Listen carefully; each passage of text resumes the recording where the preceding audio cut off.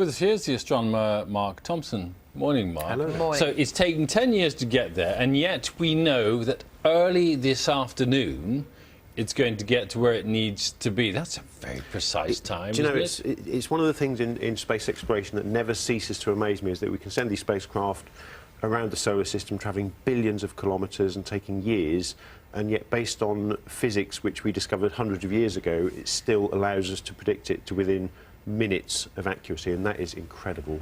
So it's about what the size of, we reckon around the size of this table, about is it? about this kind of size. It's not huge, but you know, and actually probably one of the biggest components is the radar dish, which is going to be sending all the signals back to us here on Earth.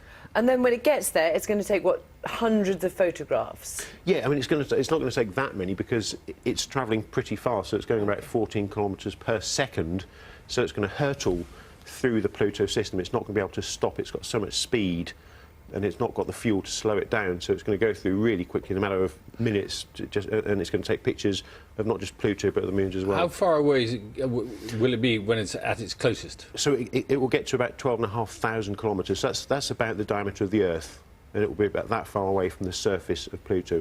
We've not seen Pluto this close. We've only ever seen it through the best views from the Hubble Space Telescope, so this will be completely unprecedented. So it'll be about, so it's roughly about 8,000 miles. Yeah, give or take. In old You're not speed, going to get much together. detail taking a Oh, no, picture you from are. 8,000 miles away. You are. The high-resolution cameras, already we're seeing some stunning images. We can see beautiful... These are taken from how far away? I can't remember, I don't know when these pictures were taken, Much but further these were probably about, I don't know, a million or so kilometres away.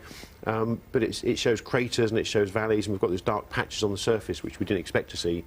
So we're already starting to detect features on the surface that we don't know what they are yet. We still need to understand them. And I understand that it's a little bit bigger than people thought. Yeah, I mean, we always had a range of sizes that we thought Pluto was, because we've only ever looked at it through a telescope, and it's, you know, 5 billion kilometres just over away from us at the moment. So it's really hard to tell how big the thing really is. And it's just at the sort of the top end of that. It's just over 2,000 kilometres.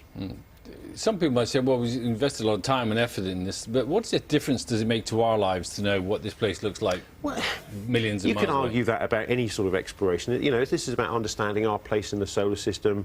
It's understanding about the place that we live. And you know, you could sort of project that forward into the future by a few million years and think about the future of our civilization, because ultimately the sun will die, we'll need to move out into the depths of the solar system when the sun does that. So, you know, ultimately it has benefits, but it's about exploration. So you said Earth will become like Pluto eventually, very cold? Well, Earth will become uninhabitable in the future, but we're talking billions of years in the future, so you don't need to worry about it. Not to alarm yet. anybody. Don't worry about it just yet. You'll get to the end of breakfast. And then, of course, it just goes on. Once it's past Pluto, it just carries on. Yeah, it does, and this is the crazy thing. It will take millions, probably, of years to get to its next kind of point where it's heading. It's heading off towards a constellation of Sagittarius, but it will take thousands, millions of years to get there.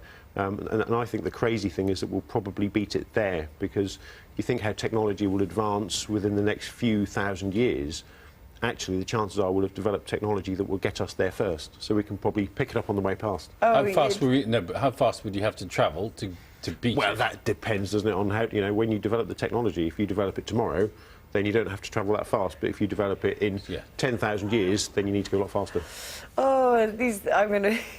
Big thoughts these are for this time in the morning. It's too much, isn't it? It's too much. It's brilliant. I really More enjoy caffeine. it. That's what we need. Thanks very much. Pleasure. Thanks, Mark.